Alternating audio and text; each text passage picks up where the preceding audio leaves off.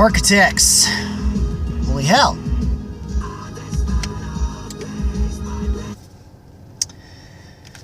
This is, now, my first with Architects completely. I've known, heck, my first was literally the track that kind of led us into this technically different era of the band. In fact, it almost makes me wonder if you could almost consider the Contortionist change in style as sort of a ripoff of this band. Definitely kind of, or it makes that seem like a lesser version of this. Which is definitely, as far as I'm concerned, in Architect's case, more complimentary. But yes, this is the, I want to say 5th, 6th. I'm probably wrong. My research, in this one, my research is going to suck. I'm just going to say it. Research is going to suck with this, given my source, the way I. But this is as far as the latest. We'll just go with that. And the first to not feature their original guitarist, who had passed away, and a lot of this dealing with, you know, death in and of itself, and as of course is pretty clear, that song with a lot of the tracks on, and for the most part they're a metalcore band, but I guess you could say there's technically in the more melodic metalcore band type of bands that seem to have ventured into potentially giving us their style. Kind of sort of is kind of what led us to progressive metalcore, even though most people would rather give that more towards Periphery and whatnot, but I don't know about that myself. But and yet really they're more closer to a more traditional metalcore, and it seems their sound comes off more interesting in layering in elements of string arrangements and some electronica, at least a little bit here, but they don't utilize it as much as the main core instrumentation. It's just kind of adding extra layers here and there and trying to do it in a very wall of sound kind of way. Though speaking of Periphery, apparently mixed and engineered is Adam, is now former bassist, though still somehow involved with Periphery, at least in terms of recording the drums for that, for those who've kept up with the P4 recording stuff. But anyway, and all he's been was involved mixing and sound engineering and mixing this album. So, and he's had been known for having worked with Devin Townsend, who's known for their wall of sound approach, in just kind of adding all layers of things all at you at once. But the way they handle it, seems to be handled here. And not to mention, the only guy who known for when it comes to mixing, at least according to Glenn Fricker from Spectra Sound Studios, check his stuff out if you haven't, that is known for, you know, actually being one of those few people who could actually listen into headphones when it comes to mixing an album. Or at least, for the most of the time, able to pull it off. I'm not sure on that myself at first, but I can see how this is a lot to take in. And it seems that his approach on this, and it seems what Architects wanted to do with the production, or at least like 2/5, I would say, of this band here. No, 2/6. So basically a third of this band that is credited as having produced this record, which is guitarist Josh Middleton and drummer Dan Cyril Despines. They're from the UK, so and that's not really my excuse for why I'm probably butchering names, but sorry. Regardless, this is probably one of my, at first, was my score, or at least my rating I was going to give this, I would have said the rating and told you a bit of but put a little bit of an asterisk on it, because I didn't really care for this at first. To be fair, like, I didn't understand most of the people's hype, to the point where a fellow reviewer of mine, who reviewed this, his score being more on the lower end, I was starting to kind of agree with. But it took a second listen, and I guess, and it was a lot easier to digest, I guess, in comparison to before.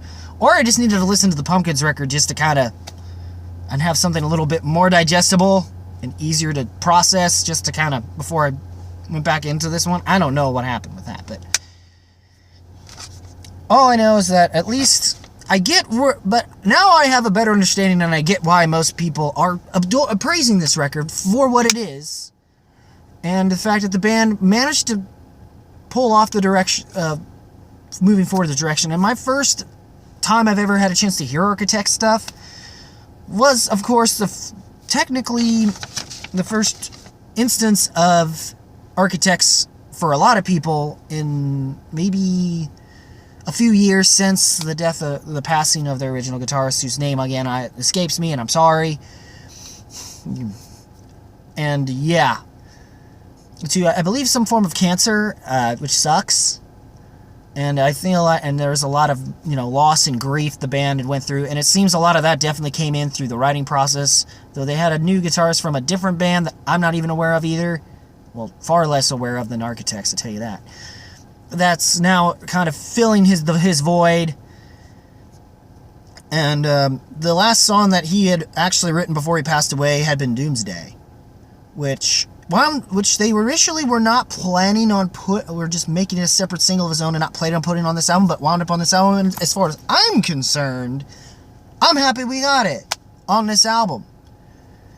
And I think and of course, the follow-up singles, I mean, it took a while to get into, and I feel like maybe just digesting the lyrical content, which most of it does kind of has certain religious things, especially Hereafter, and a lot of those kinds of themes do kind of show up and happen here in the form of certain, to me, I mean, like you just heard from the lines in Death Is Not Defeat, which, when I leave this skin and bone beyond my final heartbeat, I'll dismantle piece by piece, and I will know that death is not defeat. Holding tight on what's left of our time we've hidden away, but it's in the design. Why do we fight that we can't define? Don't be afraid, we all cross the same line. Into the night we burn in rage, and death we repay for time on this stage. Mostly a lot of also dealing with some other things. Just... And of course, even the title track is kind of pretty heavy itself. I feel like some tracks that are easier to digest, I feel like, for me, and it does come off more, I guess, generically metalcore, but works where put onto this album would be Damnation. And I think a lot of people will say of the more heavier sounding tracks would be Seventh Circle. Seventh Circle, of course, this album being called Holy Hell. Maybe we'll never learn. The fire at the gates is our saving grace. Remember, we're born to burn. There is a holy hell where... So just this... A lot of these... I mean, there's a lot of certain sort of religious themes. I think more so the fact that they're referring to a lot of... Now, I know the literature that it is, but it seems I'm blanking on it. And forgive me, if you have to put it in the comment section below at some point, do that. Oh yeah, never mind. Dante's Inferno. Alright. And there's, of course, which Seventh Circle is kind of part of referencing in. And though it almost makes you kind of wonder if they're kind of somewhat referencing Purgatory, or at least maybe the first circle of hell that kind of edges between. I'm not sure with that entirely, though. And, them kind of trying to go through certain perspectives.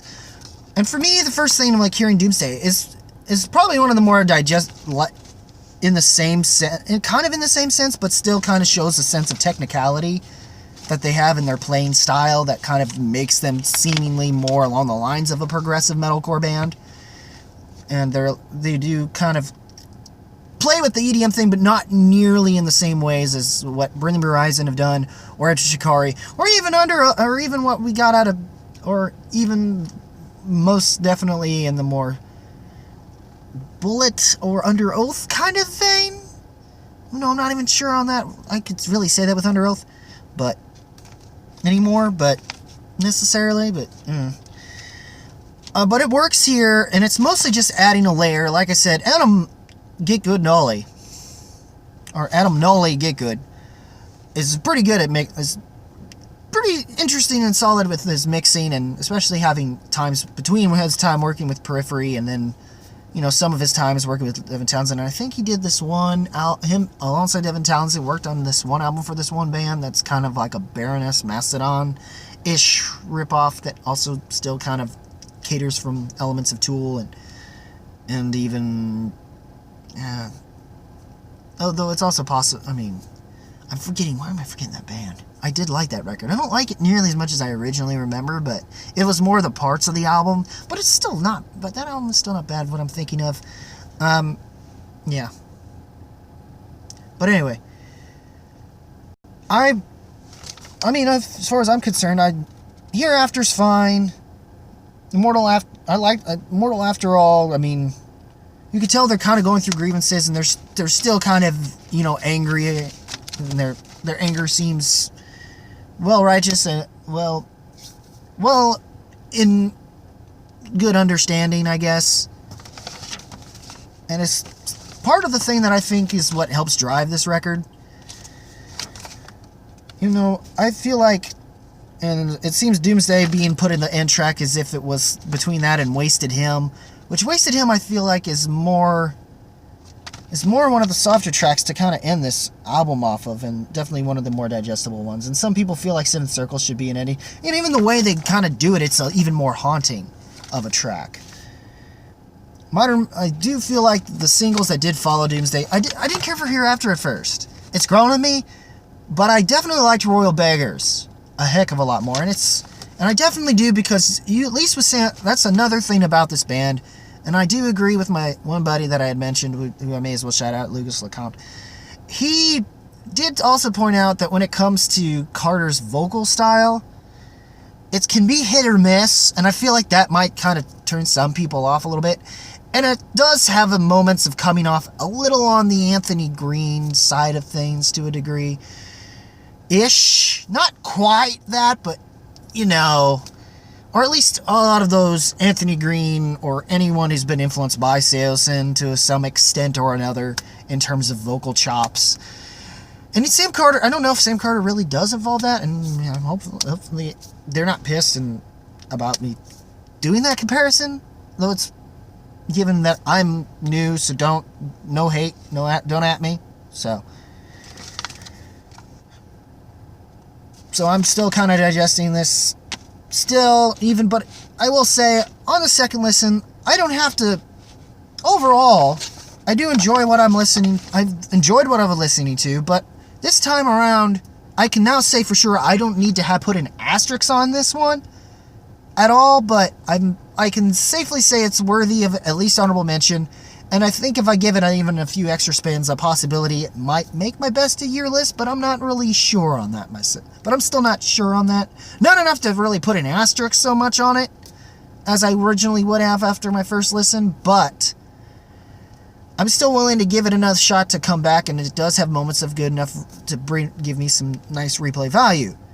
So, and it's worthy of a thumbs up without the need for an asterisk to it. So, yeah, as far as I'm concerned, not a bad, for me, not bad, and definitely given the circumstances, this could have went wrong and on so many levels, but this seems, for what most people are saying from their last effort, All Gods Have Abandoned Us, I can see how this is a good follow-up to that, and in the themes that they do go off of, even leaving off from, I guess,